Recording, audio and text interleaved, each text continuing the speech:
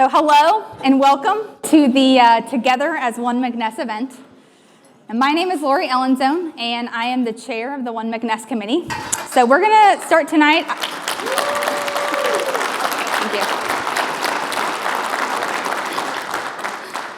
Thank you. So to start tonight, I'm going to ask Mark Peschel to come up to the stage and review some safety information. Thank you, Lori. We wanted to make sure that as we gather tonight, everybody knows what the procedures would be in the event that there's an emergency while in the room. First of all, if there's a medical emergency, you have your cell phone, dial 911. That's the first thing. If there were to happen to be a storm emergency, or if we were to be asked to clear this room, there are 4 exits. I would ask that you go through those exits, and there's an interior hallway outside of those doors. That's the shelter in the event that there's a weather emergency. In the event that there's a fire emergency, those same exits will allow you to exit the building, and then we'll meet out front in the hotel and kind of take a look at who we have and make sure that we have everyone with us. So we say that with all seriousness. If there's a safety issue, there are 4 exits. Use those in the event of a weather or in the event of a fire event. Thanks, Lori. Thank you, Mark. Thank you, Mark.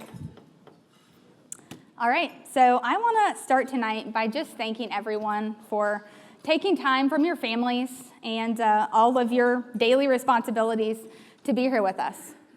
Now, back in January, Mark Peschel and I sat at IPPE in Atlanta, Georgia, and we discussed his vision of getting everyone together and starting this culture of One McNess. So a way to break down silos, to better communicate with one another, and really to pull our company towards a better future together. So now One McNess is intended for everyone, again, to get to know each other, learn more about how we can support one another in order to serve our customers, provide insights and improvements that allow us to work more cohesively and collaboratively together, enhance trust between colleagues, and build an even better company and culture, striving to work as one team and one company. Now, in just 7 short months, we have planned the Together as One McNess events. So when we leave here on Tuesday, we hope that you learn what we do, why we do it, what our future looks like, and even more importantly, who your teammates are. So now this event wouldn't have been possible without the One McNess Committee. So I'd like you to please stand as I recognize all my committee members, each one of you. So Karen Brooker,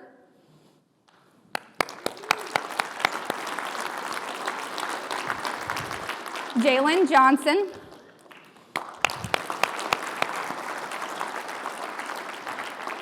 Heather DeHeer,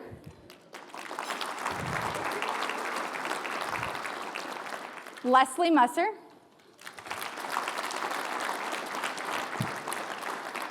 Tom Redder, and Lisa Dyke.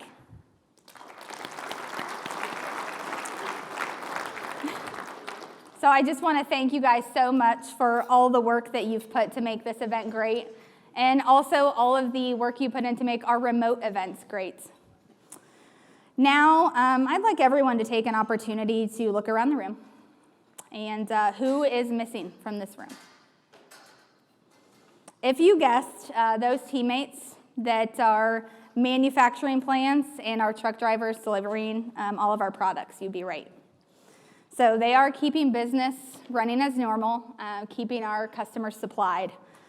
And I want to thank those men and women from everyone here at the Together as One McNess event. So I would like you to enjoy a clip of one of our legacy drivers, Terry Myers.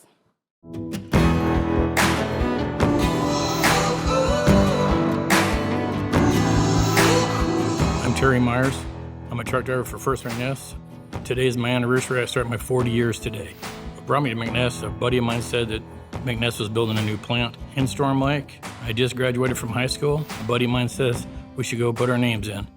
And about a month later, I got a phone call out of 700 and some people that applied, I got a call, and been here ever since.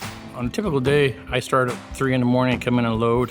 1 week I go south, so I'm overnight on Monday, Tuesday, and Wednesday. I normally come home on Thursday for another load, get back on Friday afternoon. My opposite week, I go to Minnesota on a day trip, up North Dakota, South Dakota, and then I normally end my week in Nebraska. While I've been with McNess, I've driven 3.1 million miles, safe miles, in my 40 years. As a truck driver with McNess, we are like the last person that the customer gets to see. And if we hear of any issues or problems or whatever, I try to bring it back to the plant so we can see if we can fix it. A lot of my customers are good friends of mine, and they do call me to ask, are you going to be the one bringing my feed to me?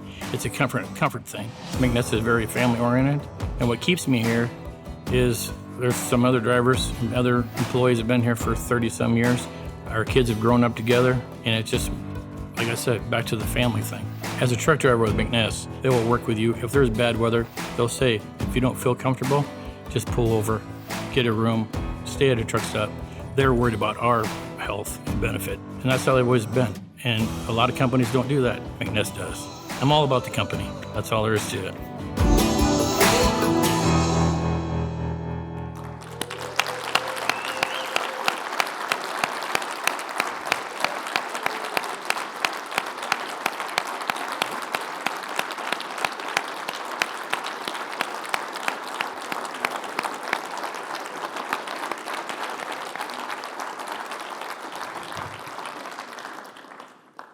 Wow. 40 years of safe driving for Furst-McNess Company. Thank you, Terry. And thank you, everyone who was not able to be with us tonight. Now, I would invite everyone in this room to reach out when you get back to the offices, to those at our manufacturing plants and those truckers on the road. Thank them for what they do for the company and being such a valuable team member, and get to know them on another level, just like we are doing here tonight. So next, I would like to invite Mark Peschel back to the stage.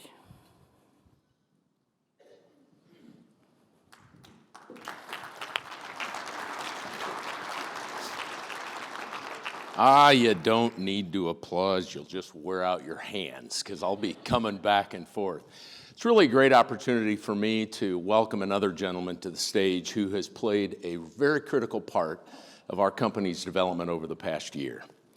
Of course, we're all aware that a little over a year ago, the McNess and Furst families sold the shares that they owned in Furst-McNess to a great company in South Korea called Easy Bio. And we've had the opportunity to get to know a number of our colleagues from Easy Bio. Some are now working with us here at Furst-McNess. But Dr. Stevenson Huang has been the chief representative and senior leader from Easy Bio. He now serves as the chair of our board of directors, and we've asked Dr. Stevenson to come forward and just make a short greeting to you on behalf of our friends at Easy Bio. So Dr. Stevenson, welcome.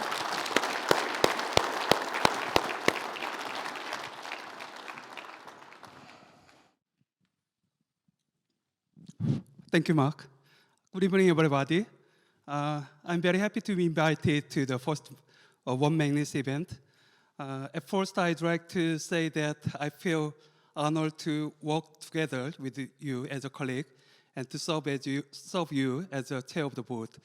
As you know, the parent company, Easy Bio, has grown very rapidly and significantly, but mostly based on the vision and mission, dreams, with the keeping challenges to achieve them. So I believe that having the vision and mission would be very important. So I'd like to say that I will do my best effort for fully supporting your vision and dreams, because I strongly believe that vision and dreams will move us forward. So I hope everybody to enjoy that exciting journeys, which will make us move forward. Thanks again. Bye.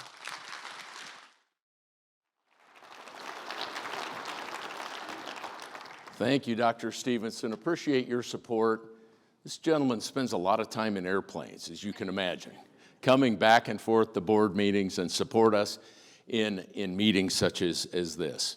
I'd like to ask Eddie Wells to join me on the stage, if he would please. Eddie?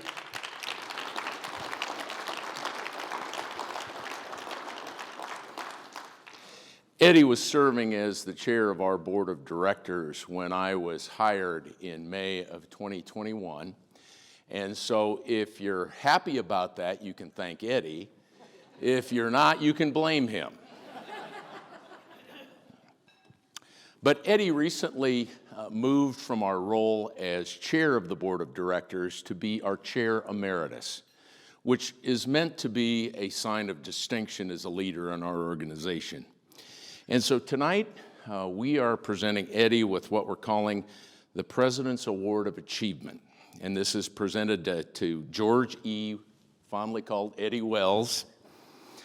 And this says, for extraordinary service to Furst-McNess Company as a member of the Board of Directors, Chairman of the Board, Interim Chief Executive Officer, as well as Chairman Emeritus. Mr. Wells has served Furst-McNess Company with distinction while modeling commitment, passion, industry expertise, and professionalism. His leadership and foresight resulted in the very survival of Furst-McNess Company. The organization is deeply grateful to Mr. Wells for his unselfish contributions to our company. Eddie, thank you and congratulations. You're not done yet.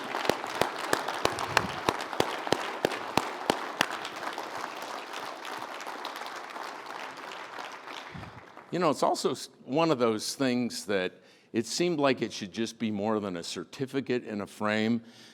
So we've also prepared a little trophy. You can put that on your desk or use it as a paperweight, but it comes to us with our sincere appreciation. Thank you. Thank you.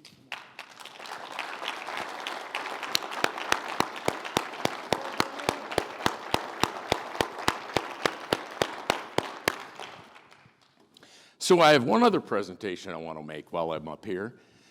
And you know, as we were planning this event, it dawned on me that we have a lot of employees like Terry Myers that have been with Furst-McNess for a long, long time. And we even have some of our new colleagues that have joined us during the acquisition in Florida that have also been with that company for a long time. And it's our custom and practice, when somebody has years of service in a company that we acquire, we honor those years of service and continue to count those as a part of their overall service to Furst-McNess. So we kind of did one of these and we said, you know, if you've been somewhere for 25 years, that's kind of a cool thing. And so what we have identified is a way to honor those employees who are working with us today that have been with the company for 25 years or more. So Lori, would you be our Vanna White here?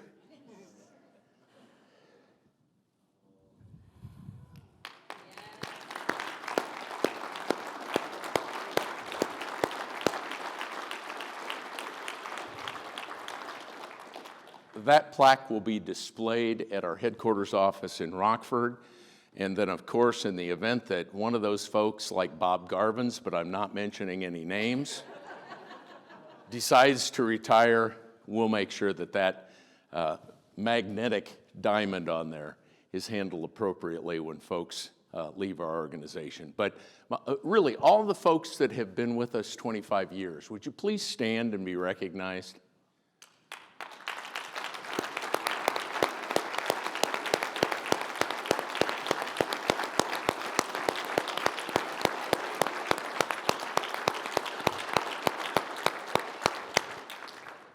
Thank you. All yours, Lori.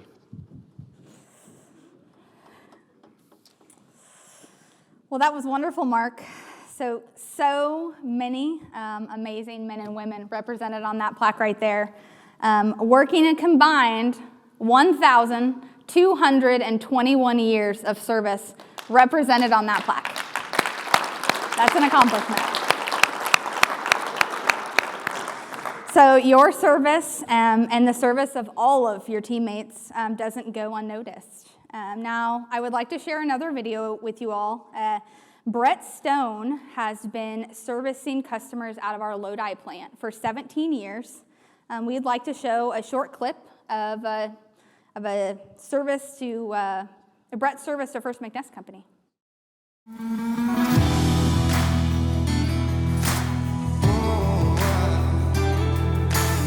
My name is Brett Stone. I've worked at this facility for 17 years. My job here is managing the microbin system, take care of the filling the bins, stocking materials, start at like 5 o'clock in the morning, and work till 3 to 3:30 in the afternoon.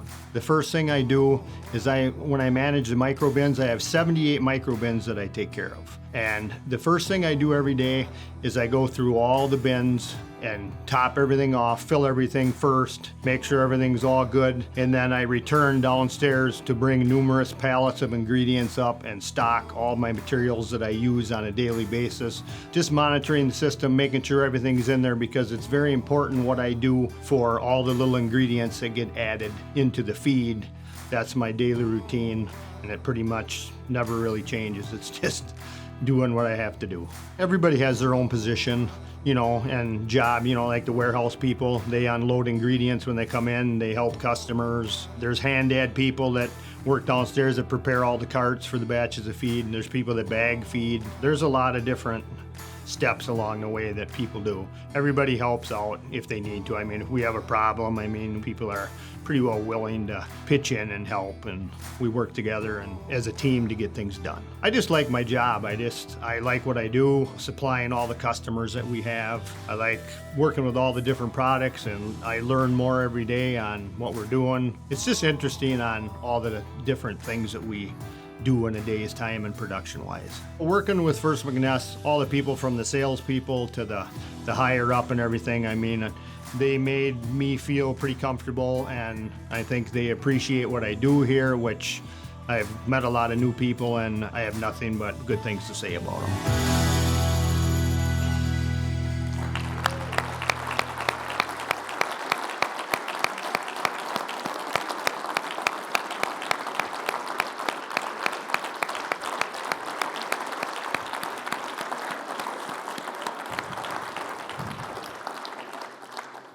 Well, thanks, Brett, for your years of dedicated service to Lodi. Now, everyone is a valuable team member of Furst-McNess Company, and without members like Brett and all of you, we would not be able to serve those who feed the world. So thank you for all you do.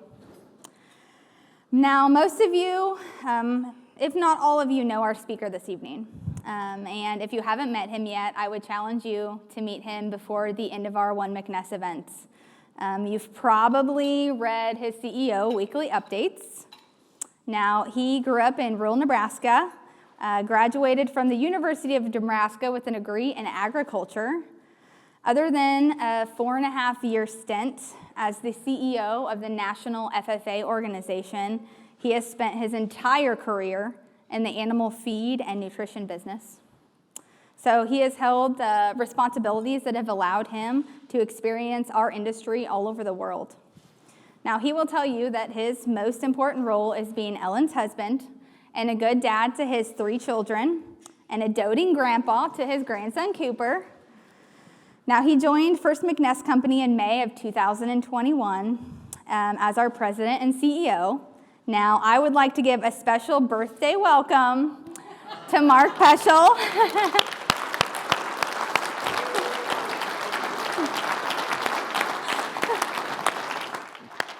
Thank you. Thank you. Very kind.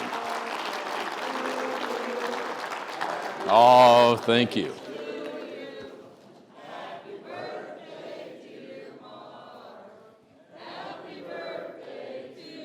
Well, thank you for that. That's very kind of you. I was a little afraid when Lori talked about 1,221, she was announcing my age. Lori, thank you. Thank you all. Great to have you all here in the Chicago area for tonight's meeting. It's a real inspiration to me to be able to look at this audience and see you all here. And I know it's been a long time since we've done anything like this at Furst-McNess.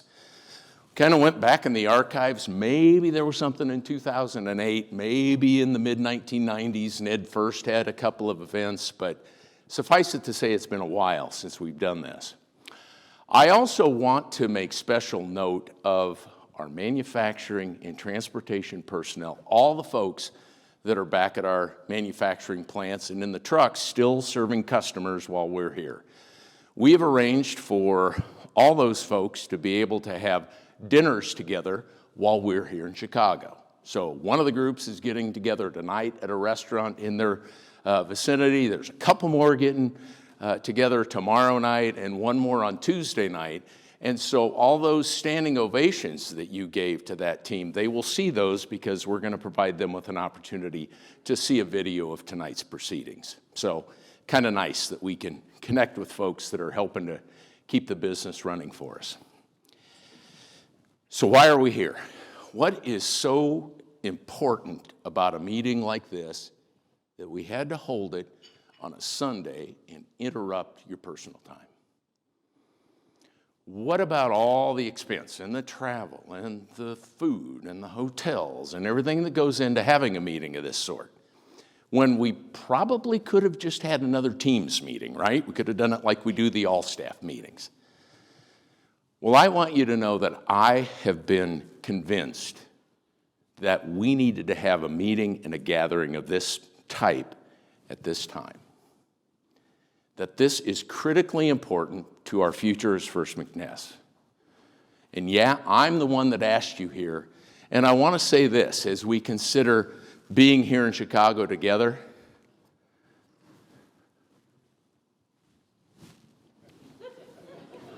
There we go. This is more than just another meeting. This is an opportunity for us to be together to get acquainted with one another, to learn more about Furst-McNess, who we are, what we're doing, and where we're going as an organization. For us to have discussions about how we're going to continue to build the culture of this organization and set the stage for our path for success going forward. Now, this past summer, we had the first meeting of what we call the General Management Committee, or the GMC. Show of hands, who's on the GMC? Look around the room. Those are individuals that represent our executive team or folks that report directly to members of our executive team. So we got together in Rockford. One of the first questions I asked, if that group will remember, is how many of those folks had met someone for the first time that day? And every hand went up.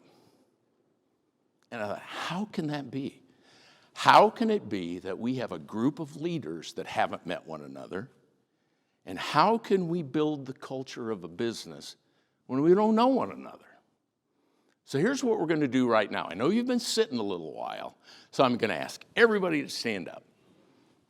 And first of all, I want you to make sure that you have met everybody at your table.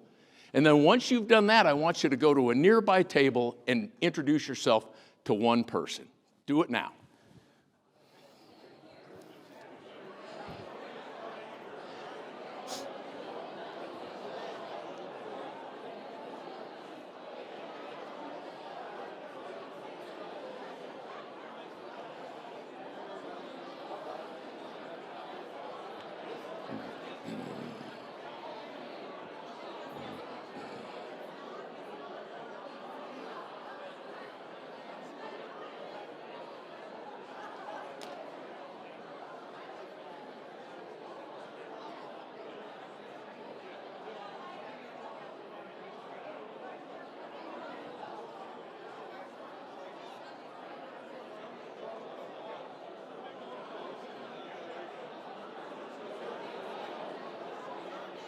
Okay, very good.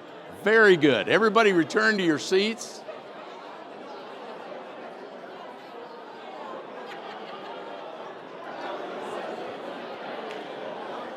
Let's everybody return to your seats.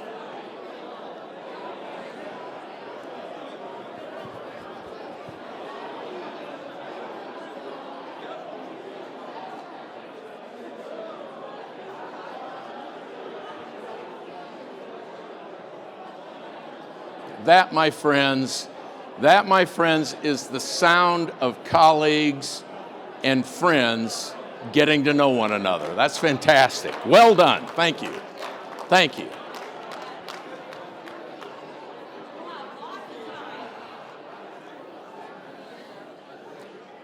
So you've probably figured out that we're going to spend some time getting to know one another this week. You've probably figured out that we're going to talk a little bit this evening about the kind of culture that we're going to build at Furst-McNess. And you've probably figured out that we're going to talk a little bit about our growth. We had Eddie Wells up here a few minutes ago, and Eddie will remember that when he hired me and when the board asked me to come on board, they challenged me to do two things. The first one was to build the culture of our business. The second was to grow the business. So as a new CEO coming in, I embraced those directives. I said, this is a great opportunity for us to move forward as a company. So, the CEO, you first start pulling your management team together and you start thinking strategically and how are we going to put these chess pieces in various parts of the board. But then there's something you have to remember about strategy and culture. And the author and the business leader and the management consultant by the name of Peter Drucker said it best.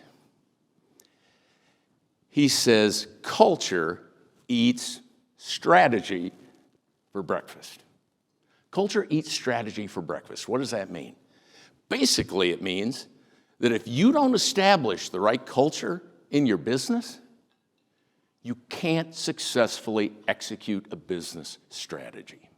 Simple as that. We see it in sports teams. You see it when they'll pull together a whole bunch of all-stars, players at the top of their game. They put them on the same team. They bring in the best coaches. They put them in great facilities. They got all the best plays. And what happens? They lose. They lose because they don't have the right culture. You have a bunch of people that are acting as individuals and not playing as a team. Same thing happens in business. You've heard of a company by the name of Blockbuster Video. Not long ago, Blockbuster Video closed their last location in the U.S. Kind of sad, those big blue and yellow signs. Many of us, I have to recognize there are some younger people in the room. Many of us have rented a video or a DVD from Blockbuster Video. But here's the deal.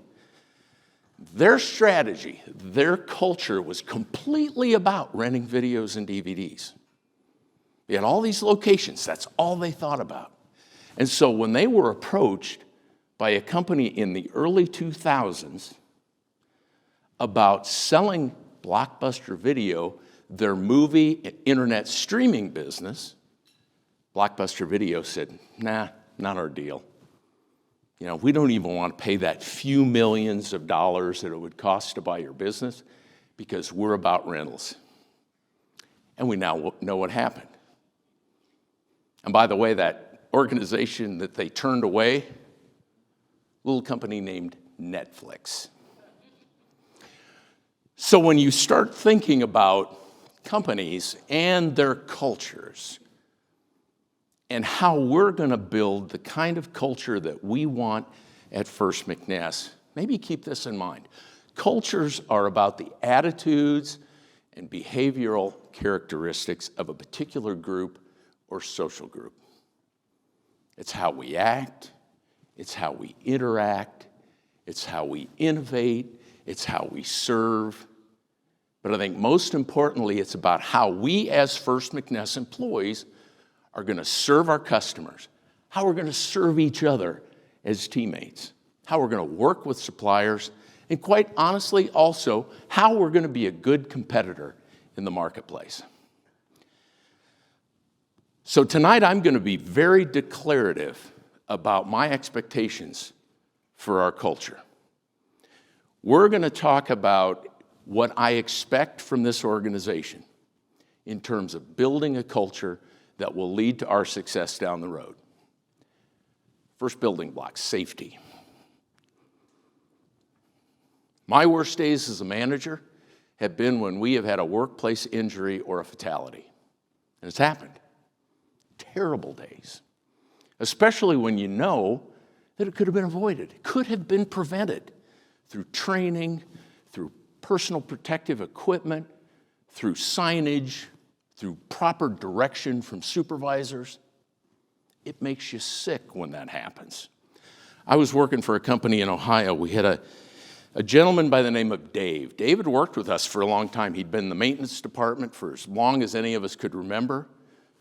Dave had gone in and out of our tool crib more times than probably he could count. But then there was the day. Dave came out of the tool crib. He had an armful of tools. He had a bunch of parts in his arms. He wasn't paying attention. And he stepped in front of a forklift that was driving way too fast in the warehouse. And we had cameras in the warehouse, so I could go back and watch the video. This guy was hit hard. He was thrown forward. He suffered a bad head injury, a concussion, separated his shoulder, broke his arm. He was off work for several months. And Dave was a friend of mine. Dave really never fully recovered from that incident. So it's been my view that when supervisors tell their employees to look at those great big rounded mirrors in the warehouse to see if there's anybody coming, when they are working with employees to wear personal protective equipment, whether it's bump caps or ear protection or eye protection or dust masks or the right footwear, they're doing that because that's what good companies with the right safety culture do. When they are providing training and when we establish safety committees and when we're asking our employees to listen and pay attention during our safety sessions, we do that because that's what good companies do, that are building a safety culture. And if you work in manufacturing, you know about confined space entry, you know about lockout, tagout, and hot work and high work and avoiding slips and falls. Because those policies and procedures are in place to avoid the kind of incidences that I talked to you about with my friend Dave. You do that to have a safe environment. If you're a driver like Terry Myers, 3.1 million safe miles. When we talk about defensive driving, wearing your seat belts, checking your mirrors, pre-trip inspections, avoiding distractions, putting down your cell phone, for heaven's sakes, not texting while you're driving. We do that because that's the right thing to do from a safety perspective. And even in our offices, when we insist on a clutter-free environment, when we ask employees to use the handrails when they're going up and down stairwells, not to put your hands in an operating piece of office equipment, to wipe up spills on the floor. We do that because that's what good companies do that are trying to build the kind of safety culture that we want to have at Furst-McNess. You're going to hear us talk more about safety from this point forward. The announcement we made earlier tonight is becoming a way of life when we have meetings in Furst-McNess. We're going to make sure people handle themselves appropriately when it comes to safety, because I don't want to have those days when we have a bad accident. We want to have 0 accidents and 0 fatalities. This is not an it is what it is culture around safety. And one last thing, these next couple of weeks, we're going to start having some wellness days that Adam and the HR team have arranged for us. Please go to those. Take care of yourselves. Get your annual physical. If you're sick, stay home. And if you have vacation time, use it. Because you need to have that time off work to rest and refresh and to be with your families. We will have an elevated safety culture in Furst-McNess.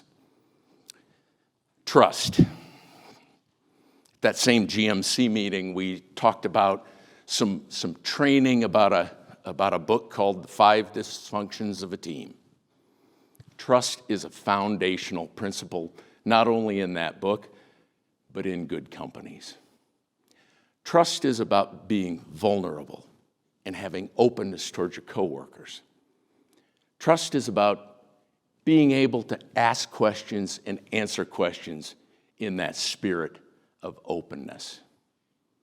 You know, I've learned as a manager there's really a couple of ways that you can experience trust. One is, as a manager or a friend can freely give their trust to people until others give them multiple reasons why that trust hasn't been well placed.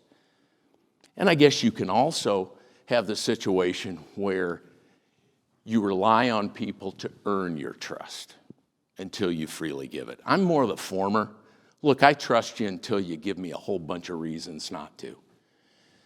Because in the workplace, when we have mistakes, when we have errors, when something doesn't go right, we need to have the kind of an environment where we can discuss that. We can sort through that. We can identify what happened and how we're going to fix that without blaming folks, without having to put people on some sort of a trial when something goes wrong. Things go wrong at work. Good, trusting environments have people that work together to figure out what happened. Trust is sometimes about offering apologies, and sometimes it's about accepting them. Now, I can guarantee you, those folks that worked here 25 years had to have had some level of trust in their company and their coworkers. Would you agree? And you heard Brett talk about his going through and putting microingredients in all those bins and making sure that it's right and checking them. He does that so his colleagues down on the production floor, when they're pulling those ingredients into a mix, they can trust that Brett did it right. And when they put those products on the production floor into bags or into trucks, our customers need to be able to trust that they're getting the right products from us. Trust is a way of life in our company. And so whether it's vulnerability or admitting to mistakes or not pointing fingers, not blaming, readily being part of a discussion on what went wrong and how to fix it, that's the kind of an environment that we need in order to be a successful company. Collaboration. I thought long and hard about collaboration. I wondered if it should be, Frederick, innovation. But then the more I thought about it, I thought, how can you have innovation in an organization unless you have collaboration? Truck drivers don't have anything to haul unless folks are making something in production. And production doesn't have anything to make unless people are buying ingredients and buying packaging materials for them. And office people don't have anything to account for or to bill or to pay unless all those steps are taking place. So you ask yourself this question in the workplace: who do you rely on and who relies on you? Our sales and technical teams are out calling on customers to help them solve problems. And when they solve those products through innovative products and solutions that we manufacture in our plant, that takes a collaborative effort. Eric Brinks, where are you? Eric, right here.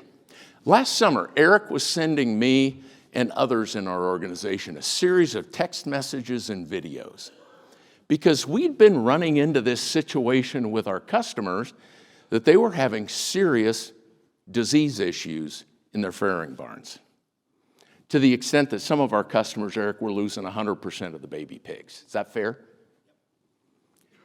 So our sales team and our technical team and our research scientists put their heads together.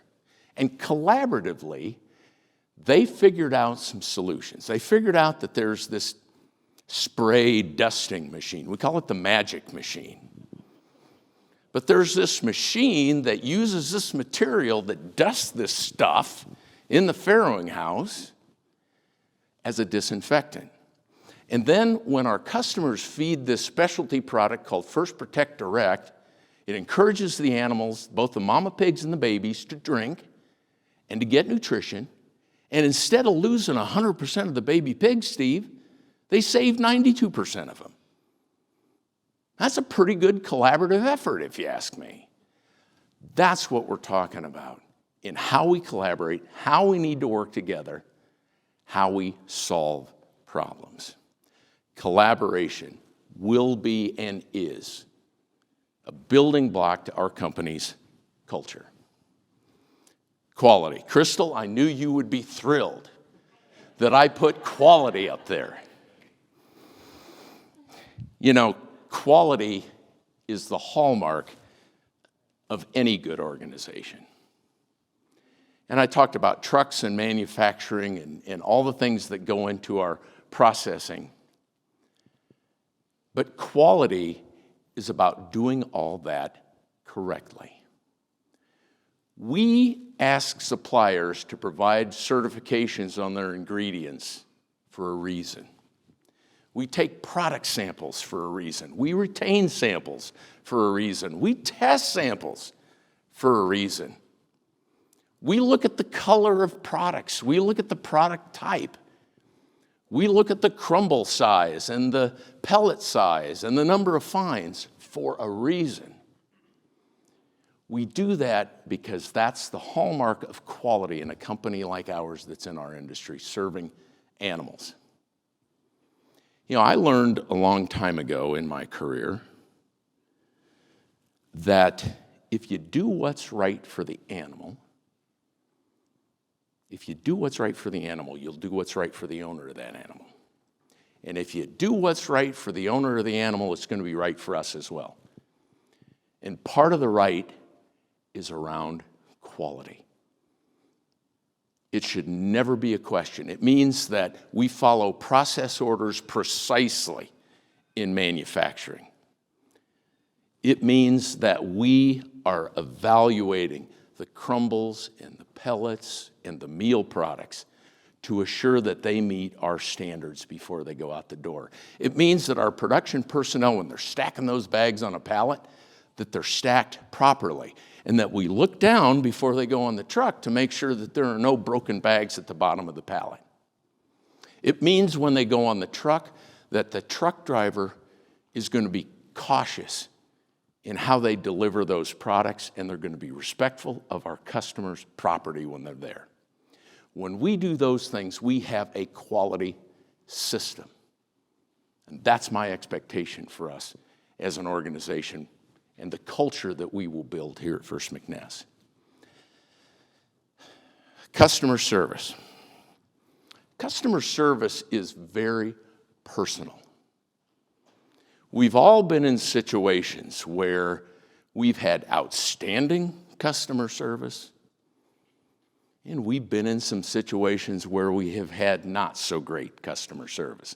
I would tell you, though, customer service in and of itself, in my view, is not about perfection.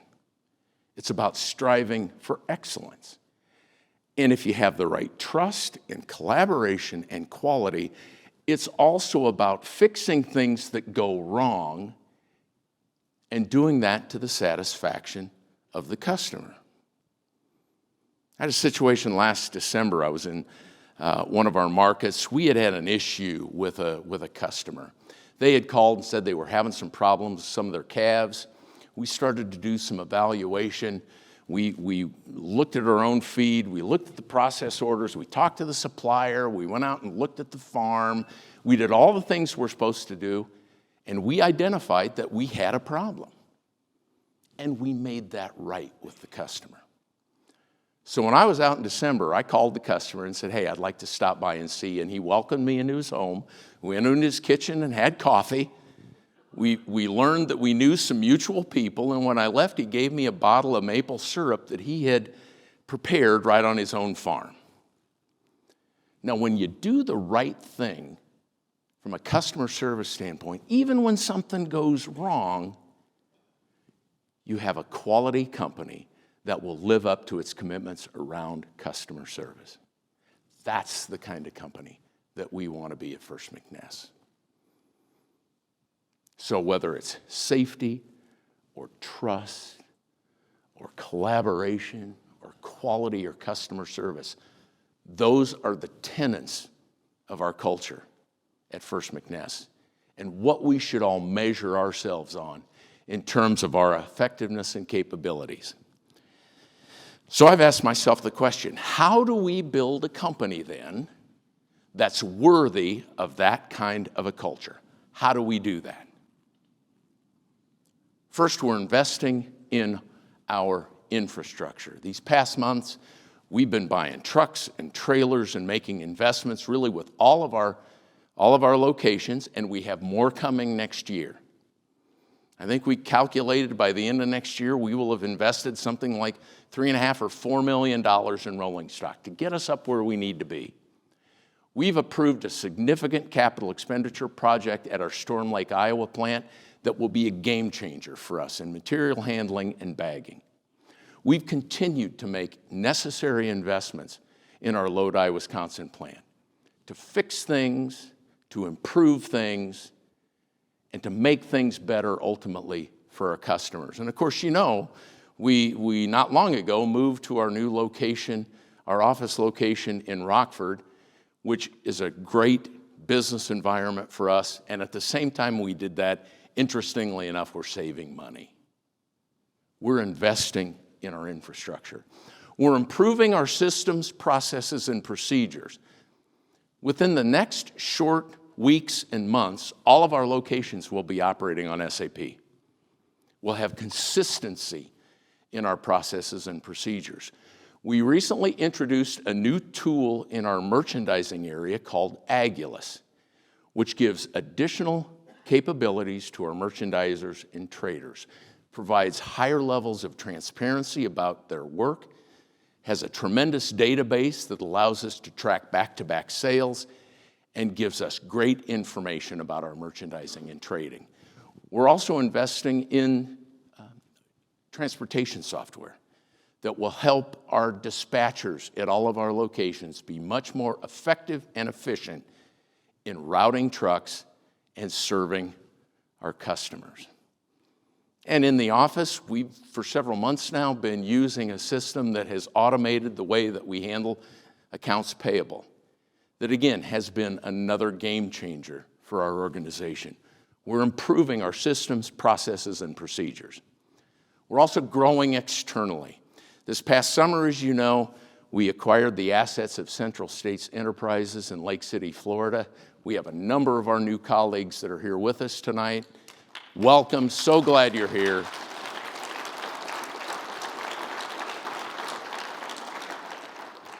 We are actively managing a mergers and acquisitions game board. That is not the last acquisition that we're going to make. We have a number of others that we are advancing, even at this time, as we continue to look for ways to grow our organization. We're investing in people. We're hiring sales personnel. We're hiring technical people. We're looking for people for our manufacturing plants and bringing new leadership on board as well as new manpower there. We're hiring drivers. We're providing training in our organization. That GMC I talked about earlier, we're providing levels of training and management oversight for that group so that they have additional tools to be even more effective in their leadership roles. We're investing in people. And we're also thinking strategically. This map reflects where we have operations. We have called out that as an organization, our focus geographically is going to be from the Rocky Mountains east.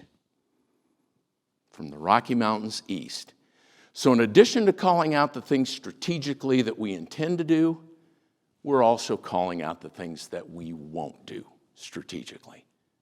We are thinking strategically as an organization.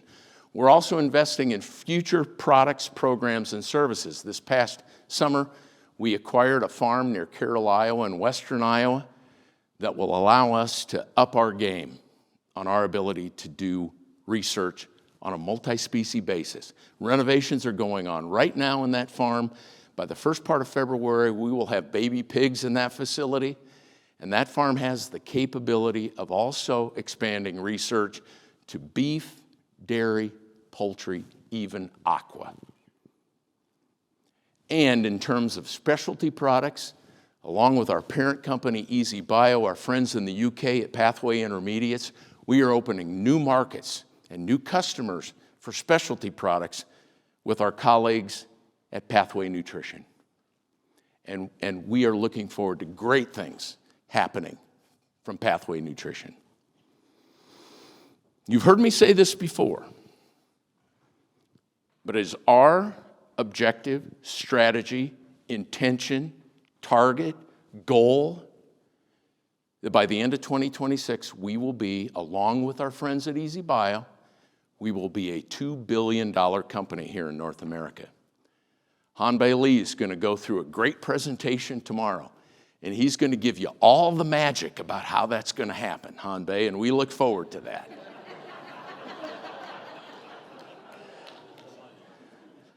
But it's exciting.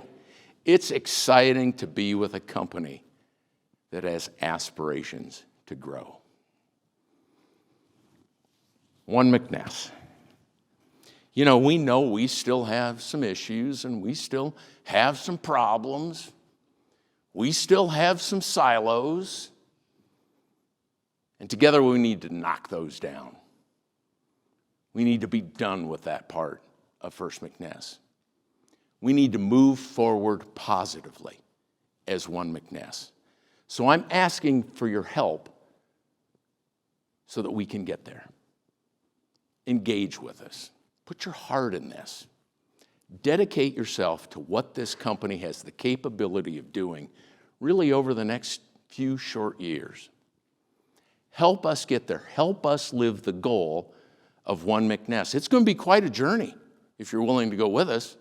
I sometimes call it the One McNess Express because we're going to move fast. We're going to be empathetic and we're going to be passionate and we're going to get there. Because you know what? We're serving those who feed the world. Kind of cool. It's a noble profession that we have in agriculture, being able to do things where we get to feed people every day. So help us on this journey. Be part of One McNess. Engage in this meeting. Engage with your colleagues. Get to know one another. Help us build that culture of safety and of trust and of collaboration and quality and customer service. Because if you do, it's going to be the journey of a lifetime. And I can tell you there is nowhere else I'd rather be. Thank you.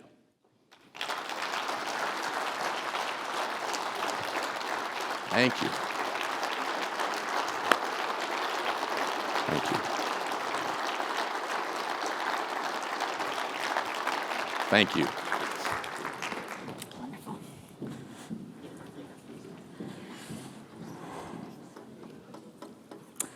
Thank you, Mark. Here's to moving our culture and building that together. Now I'd like to say thank you again for everyone joining us, and I'd like to offer a cheers. Okay, cheers to a successful One McNess event, getting to know our colleagues and building a new culture. Cheers.